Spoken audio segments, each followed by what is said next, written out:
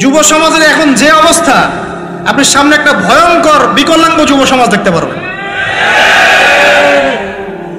মস্তিষ্ক বিকৃত হয়ে গেছে এদের মোবাইল ফোন দিয়ে।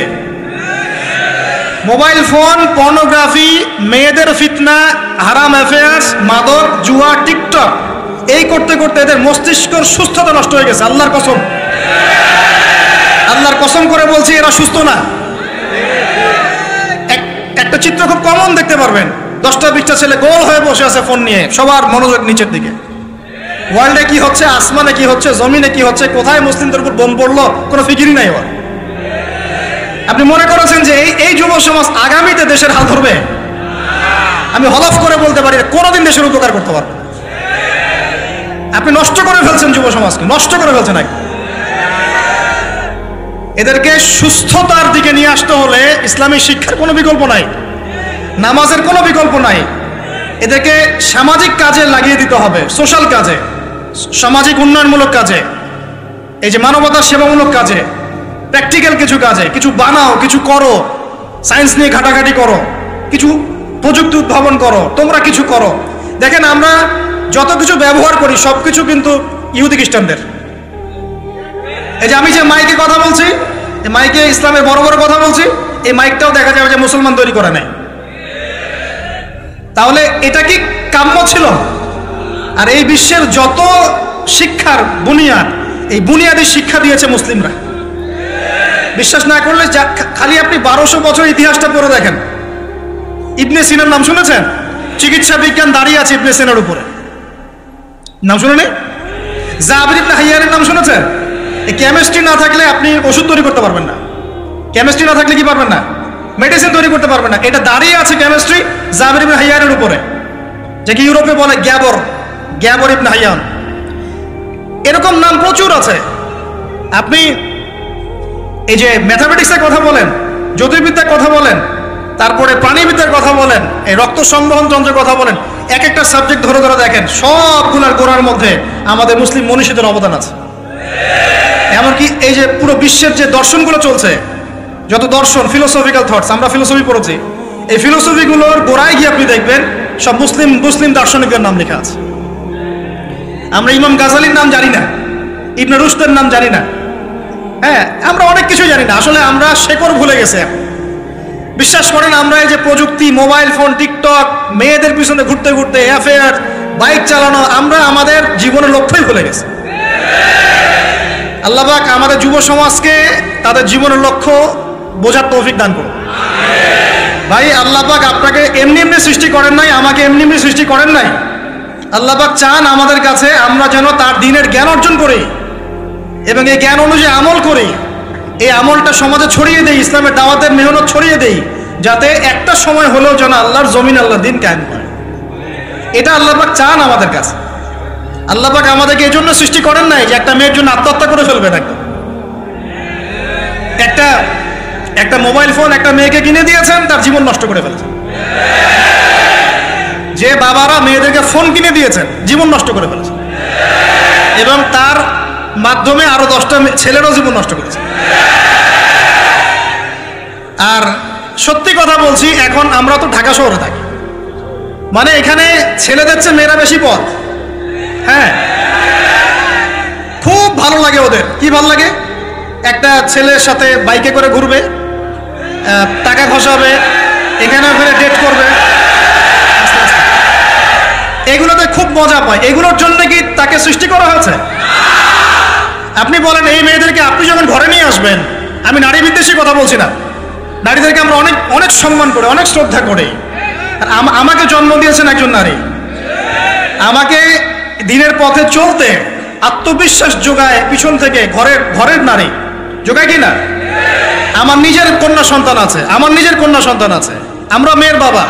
কিন্তু এখন যে টিকটক জেনারেশন মেয়েদেরকে আপনি তৈরি করছেন, ফোন হাতে তুলে দিয়ে ডেটিং করছে, বাইকের পিছনে ছেলের সাথে ঘুরছে, এখানে ওখানে ফ্রি ওপেন সেক্স করছে, কোনোদিন ধর্ষণের শিকার হচ্ছে, এই মেয়েদেরকে ঘরে নিয়ে আসার পরে এদের গর্ভ থেকে কি আপনি ইসমাইলের মতো সন্তান পাবেন?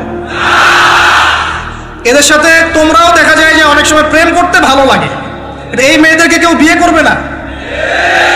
এ ধরনের নারীদের সাথে মানুষ প্রেম করতে মজা পায়, কেউ সম্মান করে বিয়ে করতে চায় না। করলেও দেখবেন 2-1 বছরের মধ্যেই নাই সেই সম্পদ, গায়েব।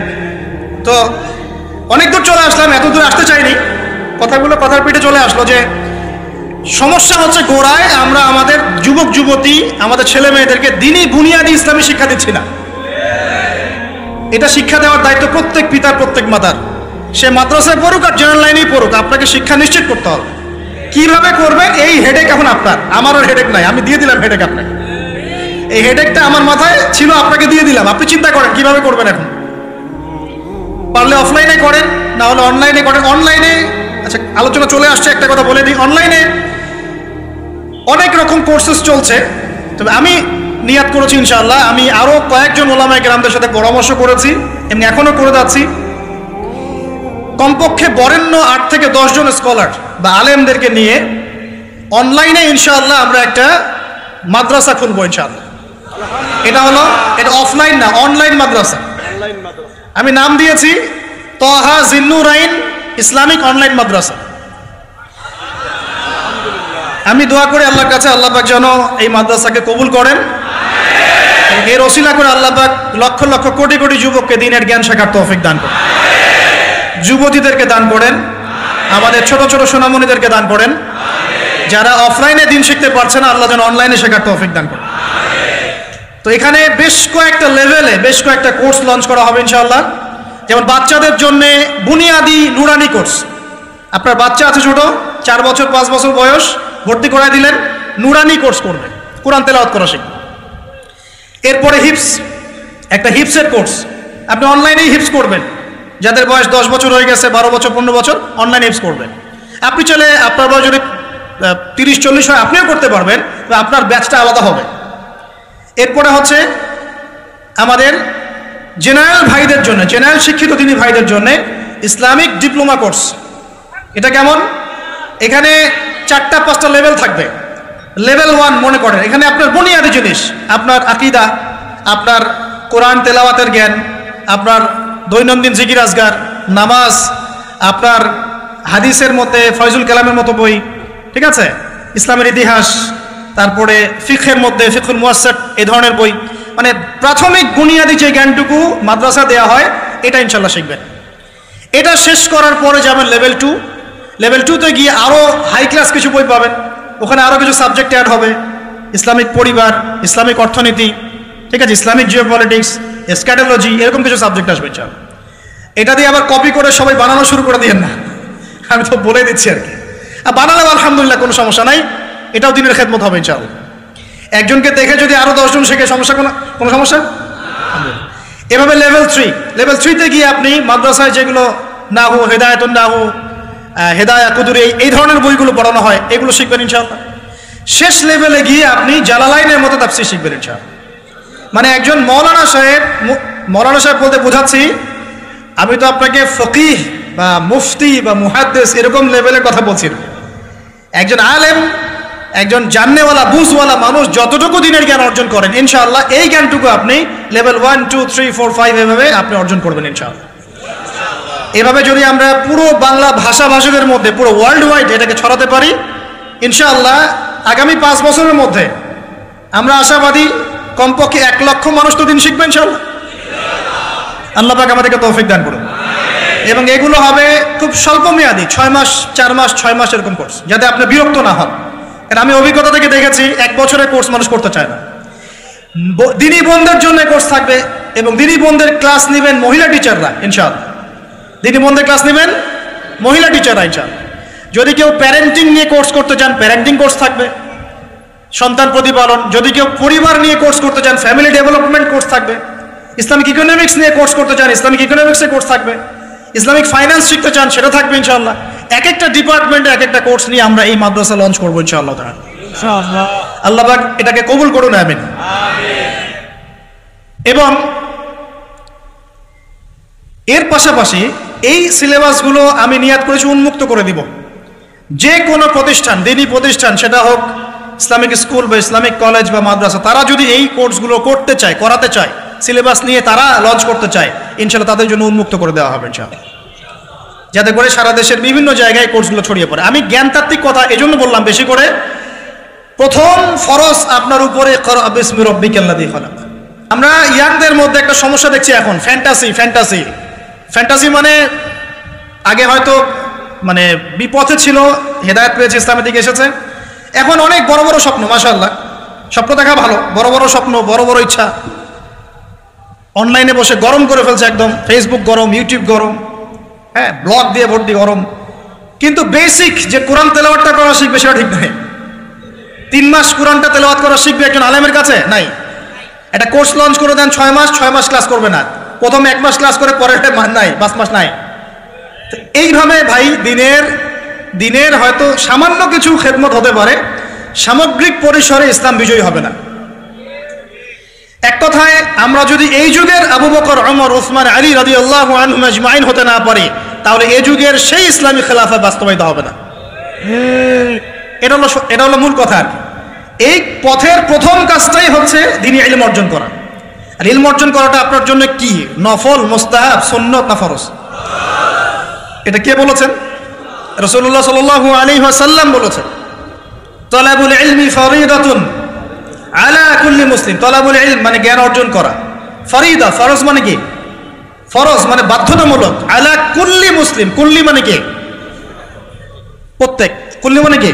কুল্লু মানে প্রত্যেক মুসলমানের উপরে, প্রত্যেক মুসলমান যে মুসলমান দাবি করে নিজেকে, কালিমা পড়েছে, তার উপরে জ্ঞান অর্জন করা ফরজ করেছেন আল্লাহ।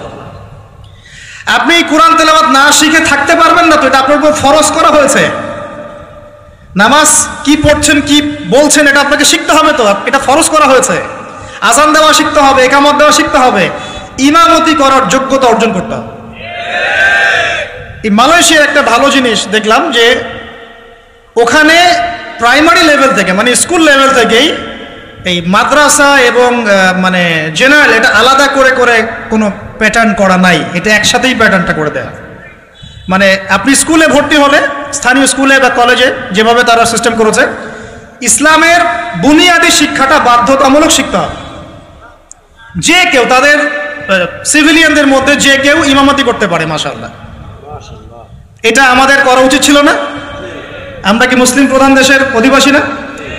আমরা জোর দাবি জানাই যে শিক্ষা ক্ষেত্রে একটা আমূল পরিবর্তন নিয়ে আসতে হবে ইনশাআল্লাহ। একদম প্রাইমারি লেভেল থেকে ইসলামিক শিক্ষাকে আমাদের দেশে বাধ্যতামূলক করা হোক। মাদ্রাসা শিক্ষা মাদ্রাসায়, আবার সেকুলার শিক্ষাতে, এই দুদিকে চলছে। তাহলে একজন ব্যক্তি যে এই যে স্কুলে ভর্তি হলো, আপনার ছেলে এখানে 10 বছর পড়বে, এসএসসি পরীক্ষা দিবে, এইচএসসি, তারপরে অনার্স মাস্টার্স, এই 20 বছরে ইসলামটা শিখবে কি? যতটুকু শিখছে এই শিক্ষাটা তো প্র্যাকটিক্যালি প্রয়োগ করতে পারছে না। আর এই জায়গা থেকে যখন কেউ উঠে আসছে, তখন সে তো উম্মার দায়িত্ব নিতে পারছে না। তাহলে ব্যাপারটা কি এমন যে আমরা এদিকে শুধু দুনিয়ার চর্চা করব, আর মাদ্রাসা লাইনে যারা পড়ে তারা দিনের চর্চা করবে? দিন চর্চা করার, দিন পালন করার, প্রচার প্রসারের আমাদের কোনো অধিকার নাই? তাহলে এই শিক্ষাটা অর্জন করলে কি আমরা কি সবাই কি খারাপ হয়ে যাব? আমরা যদি ইসলামিক শিক্ষা শুরু থেকে দেওয়ার চেষ্টা করি বাচ্চাদেরকে, প্রাইমারি লেভেল থেকে, আমাদের বাচ্চারা কি নষ্ট হয়ে যাবে? এই জিনিসটা আল্লাহ পাক আমাদের সমস্ত ঊর্ধ্বতন কর্তৃপক্ষদেরকে বোঝার তৌফিক দান করুন। আল্লাহ পাক আমাদের ঊর্ধ্বতন কর্তৃপক্ষদেরকে এই বিষয়টা বোঝার তৌফিক দান করুন যে ইসলামী শিক্ষায় কল্যাণ ছাড়া অকল্যাণ কিছু নাই। এখানে যদি অন্য ধর্মাবলম্বী কেউ থাকেন, সে তার ধর্ম চর্চা করবে, কোনো সমস্যা? আমরা আমাদের ধর্ম শিখবো ইনশাআল্লাহ। তো এই জিনিসটা আমাদের বুনিয়াদী শিক্ষা। এখন যদি আপনি না পারেন, এখন আপনার কাছে ওই পাওয়ার নাই, ক্ষমতা নাই, ইমপ্লিমেন্টের সুযোগ নাই, তাহলে কি করবেন? তাহলে এখন যে আপনি 20 বছর পড়াশোনা করে ফেলেছেন জেনারেল লাইনে, এখন কি করবেন? এখন আপনার জন্য কিছু অপশন খোলা আছে। এক, স্থানীয় বরেণ্য ওলামায়ে কেরাম যারা আছেন তাদের সাথে পরামর্শ করে সিলেবাস তৈরি করে নিয়ে পড়াশোনা করুন, এটা একটা অপশন। 2, আপনারা কিছু দিনী ভাই ব্যাচ করে ওলামায়ে কেরামের কাছে গিয়ে একটা করে কিতাব শেষ করেন। 2, 3, অনলাইনে কিছু কোর্সেস চলছে, এই কোর্সেসগুলো করতে পারেন, কাজে দিতে পারে। কিন্তু তবে অনলাইনে কোর্স অফলাইনের মতো হয় না। অফলাইনে ওস্তাদদের সামনে বসে যে পড়াশোনা, এটা অনলাইনে পাবেন না আপনি, ঠিক আছে? অথবা আপনার যদি সুযোগ থাকে তাহলে প্যাটার্ন চেঞ্জ করে এই প্যাটার্নে যেতে হবে। এগুলো ছাড়া তো আপনার সামনে কোনো অপশন বলা নাই যে আমরা যদি মাদ্রাসাগুলোতে এবং আমাদের শিক্ষা প্রতিষ্ঠানগুলোতে জেনারেলদের জন্য আরবির কোর্স আর মাদ্রাসা শিক্ষার্থীদের জন্য জেনারেল কোর্স রাখি, তাহলে উভয়ে শিক্ষিত হতে পারবে। যা মনে করেন এই ভাই মাদ্রাসায় পড়েছেন, মাশাআল্লাহ, তিনি মাদ্রাসার সব জ্ঞানই রাখেন আলহামদুলিল্লাহ, কিন্তু সায়েন্স শিখতে পারেন নাই, নামাজ শিখতে পারেন নাই, ওযু শিখতে পারেন নাই। এখন এই ভাইকে কি করবেন? এই ভাইকে ইসলামিক কিছু ডিপ্লোমা কোর্সের আওতায় আনতে হবে, এনে অফলাইন বা অনলাইনে শিক্ষা দিয়ে তাকেও মানুষ করে গড়ে তুলতে হবে। এই তো যদি আমরা চিন্তা করি, আমরা চিন্তা করতে হবে আমাদেরকে জাতি নিয়ে, বড় বড় কথা বললে হবে না তো।